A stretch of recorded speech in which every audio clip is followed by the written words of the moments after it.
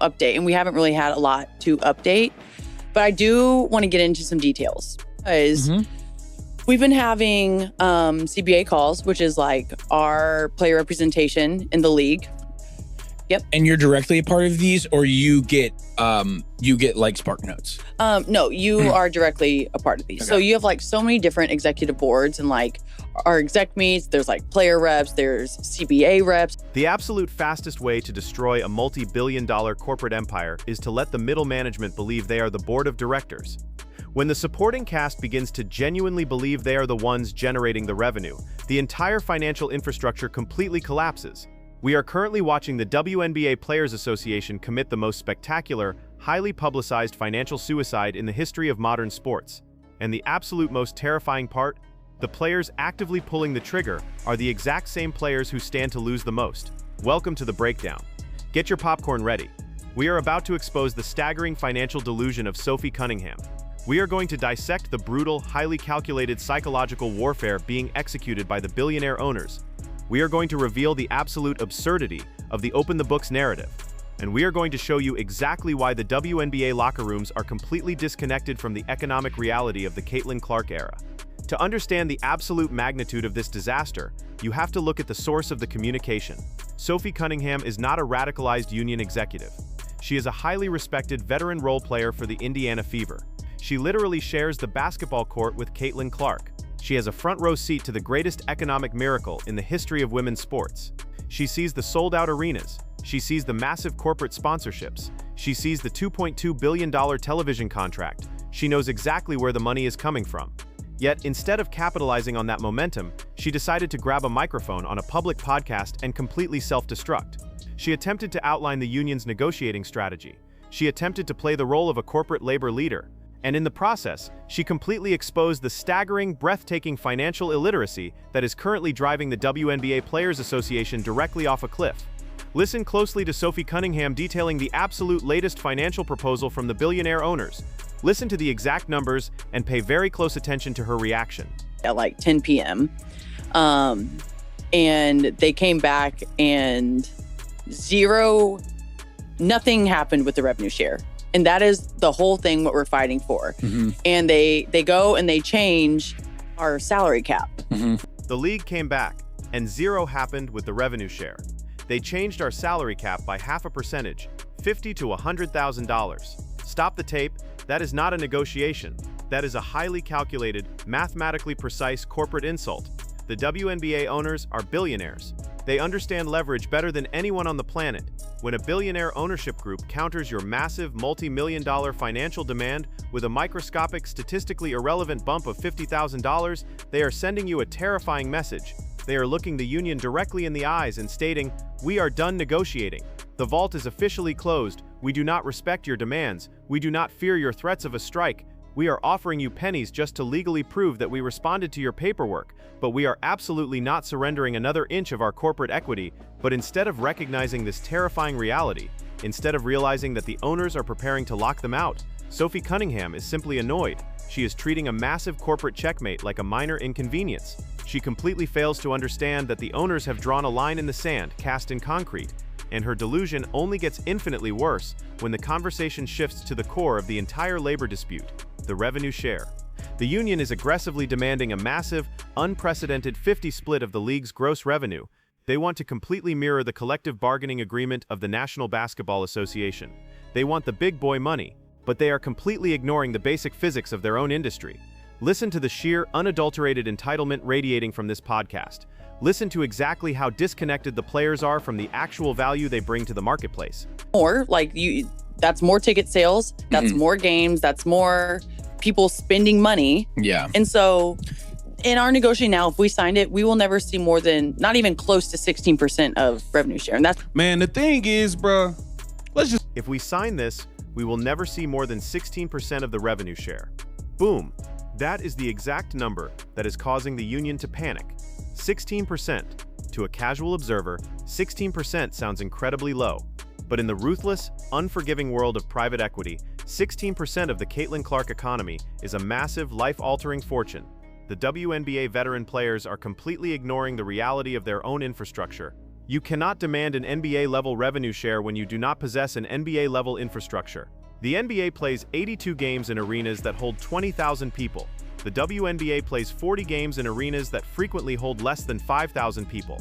The sheer volume of ticket sales, luxury suite leases, and localized corporate sponsorships is mathematically microscopic compared to the men's league. But far more importantly, the WNBA veteran players are demanding a massive piece of a pie that they absolutely did not bake. The sports media refuses to say this out loud, but the corporate spreadsheets do not lie. The massive surge in WNBA revenue over the last 12 months was not generated by the veteran establishment. It was not generated by Sophie Cunningham. It was not generated by Breanna Stewart.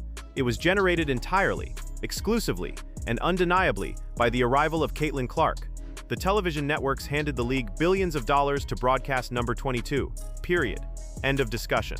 When a veteran role player demands 50% of the league's gross revenue, they are actively attempting to hijack the Caitlin Clark stimulus package. They are trying to extract a massive corporate tax on an economic engine they had absolutely zero part in building. The billionaire owners know this, the television networks know this, and the fans absolutely know this. Which brings us to the most catastrophic public relations error in the history of the sport. The WNBA players are actively trying to win a labor war by appealing to the sympathy of the working-class public. But their rhetoric is so completely out of touch, so heavily saturated with luxury entitlement, that they are actively turning their own fan base against them. Listen to the exact quote that is destroying the union's credibility. Listen to Sophie Cunningham demand respect while completely ignoring how good the players actually have it. And that's what I'm saying. So like, as of right now, maybe it's going to get delayed. At the end of the day, we just want to get treated like professional athletes. And I think we've made a lot of great, I mean, just like our travel is better. Where we stay is better. Like we have made a lot of... At the end of the day, we just want to get treated like professional athletes. Our travel is better. The places we stay are better. Stop the tape right there. Let us do a brutal, unfiltered reality check. You want to be treated like professional athletes? You are being treated like professional athletes. You are being offered a collective bargaining agreement that includes minimum six-figure salaries. You are being provided with highly subsidized, premium housing in major metropolitan cities. You are flying exclusively on chartered private jets. You are staying in luxury, five-star hotels. You are getting paid hundreds of thousands of dollars to play basketball for exactly 5 months out of the year. The overwhelming majority of the American public works 50 weeks a year, grinding in factories, offices, and hospitals for a fraction of that money. They pay their own rent, they pay for their own flights, they do not get a housing stipend from their employer. When a professional athlete sits on a podcast, admits they fly private and stay in luxury hotels, and then aggressively complains that they are being disrespected by the billionaires, the general public instantly tunes them out. The fans do not view them as oppressed laborers. They view them as incredibly spoiled, highly entitled millionaires complaining that the caviar is not cold enough. It is a catastrophic miscalculation of public sympathy. The players thought the fans would rally behind them. Instead, the fans are screaming at them to shut up, sign the contract, and get on the basketball court. But the absolute peak of this financial hallucination, the exact moment where the players' union officially lost their minds, comes at the very end of the discussion. When a labor union completely exhausts its actual, tangible leverage, it always resorts to demanding the mathematically impossible. It is a defense mechanism. It is a desperate attempt to regain control of a narrative that has completely slipped through their fingers. Listen to the ultimate corporate sin. Listen to the specific demand that makes billionaire owners laugh out loud in their luxury suites. We haven't seen the books. They're talking about expenses and how expenses are so, it's like, show us. Like, show us. And like, well, you just have to trust us. There's no way we're trusting you guys. Like, there's no way. Just show us if you're, I don't know. We have not seen the books. They are talking about expenses. Show us. There is no way we are trusting you guys. Just show us. Checkmate. The negotiations are officially over. The moment you demand to see the private financial ledgers of a billionaire ownership group, you have instantly disqualified yourself as a serious corporate entity. This is not a high school bake sale. This is a multi-billion-dollar, highly complex private equity syndicate. The WNBA owners include some of the most ruthless, heavily insulated financial titans on planet Earth. They employ armies of elite accountants. They utilize complex, perfectly legal depreciation models to minimize their tax liabilities. They use Hollywood accounting to ensure that their net profit on paper is exactly what they want it to be. An employee, no matter how talented, no matter how famous, does not possess the legal clearance or the corporate authority to demand a forensic audit of their employer's bank accounts. The owner of a massive tech conglomerate does not open his private financial books to the software engineers.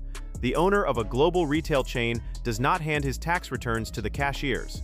The billionaire owners of the WNBA are absolutely never, under any circumstances in the history of the universe, going to hand their proprietary financial data over to a group of athletes just to satisfy their curiosity. The owners essentially told the union, here is a massive salary increase, here is guaranteed housing, here is a guaranteed 16% of the revenue. Take the money, or we lock the doors. We do not owe you an explanation, we do not owe you an accounting lesson, and we certainly do not owe you our private financial books. The sheer delusion of Sophie Cunningham's podcast exposes the fatal flaw in the WNBA Players Association's strategy. They are completely united in their outrage, but they are entirely disconnected from reality. They are threatening a massive, season-ending lockout over a completely unwinnable battle. They are threatening to burn down the entire Caitlin Clark economy because they want to audit the billionaires. If the Players Union actually triggers a lockout on March 10th, it will be the greatest financial blunder in the history of sports. The momentum will completely die. The casual fans who just discovered the league will instantly turn the channel. The massive television ratings will evaporate, and the billionaire owners will simply sit back, write off the losses on their corporate taxes, and wait for the players to completely run out of money. The old guard thought they could bully their way to a 50-50 revenue split. They thought they could use the media to shame the owners into opening the vault. They completely overplayed their hand. The owners called their bluff. The agents are panicking. The fans are turning against them, and the mid-tier players are actively pushing the league toward a cliff. The WNBA is currently standing on the edge of a self-inflicted apocalypse. The billionaires hold every single card, and the players are too arrogant to realize the game is already over. What is your completely unvarnished, highly analytical take on this spectacular financial meltdown? Do you believe Sophie Cunningham and the mid-tier players are completely delusional for demanding a 50-50 revenue split when Caitlin Clark is the only one generating the money? Do you agree that complaining about housing and respect while flying on private jets is a massive public relations disaster? And more importantly, do you believe the billionaire owners will actually lock the players out on March 10th to punish the union for demanding to see their private financial books? Drop your completely unfiltered, brutal analysis in the comments section below. If you want the uncompromising truth about the real business, the real strategy, and the real cutthroat corporate politics of professional sports, hit that subscribe button. Brutally smash the like button and turn on the bell notification so you never miss a deep dive. We do not do mainstream media fluff on this channel. We expose the leverage, we investigate the corporate accounting, and we reveal the terrifying financial reality behind the podcasts. I will see you all in the next breakdown.